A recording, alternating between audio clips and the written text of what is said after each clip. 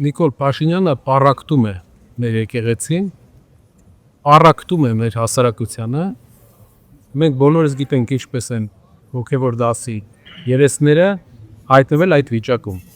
Նրանցից շատերին մի քանիսի ես անձամբ ճանաչում եմ եւ կարող եմ վստահ ասել, որ նրանց կարծիքը Նիկոլ Փաշինյանի մասին շատ ավելի ոչ դրական է, քան շատ ընդդիմադիրների։ Էլի է եղել այսպիսի բան, նրանք էլի են ուզել անկախությունը մինչև այս բոլոր process-ները վերացնել եկեղեցու, էլի չի ստացվել, այս անգամ էլ չի ստացվելու։ Միակ վախս, միակ մտավախությունս հարգելի հայրենակիցներ, մեր մտավախությունը այն է, որ գնան նրան, որ եկեղեցու տարբեր երեսներին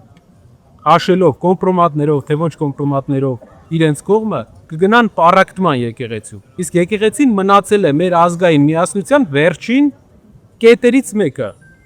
Այսինքն մենք պետք է մի ժայռ ունենանք, որի վրա հենվում ենք եւ ազգային միասնությունից ենք խոսում։ ՔԼՉ-ի հետ բանակցողները ու ՔԼՉ-ից ամենքան շորցուցում ստացողները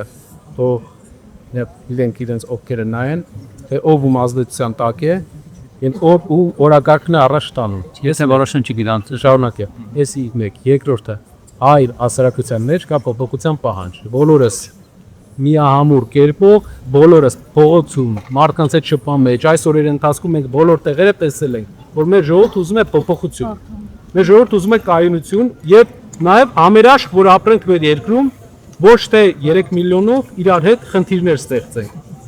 Այդ փոփոխությունը քաղաքական ուժերը եւ քաղաքական դաշտը պետք է ապահովի։ Խնդրեի ավելի շատ կենտրոնանանք այն միասնականության վրա, որի վրա մենք աշխատում ենք այսօր եւ թույլ չտանք որևէ անախորժություն։ Մենք որպես հավատավոր հայրենիքներ գիտեք, որ միշտ հայտարարել ենք եւ իրենք էլ գիտեն, որ բոլորն էլ գիտեն, որ մենք միշտ այստեղ ենք լինելու, միշտ լինելու ենք մեր եկեղեցու կողքին։ Ինչ վերաբերում է եկեղեցու գործերին,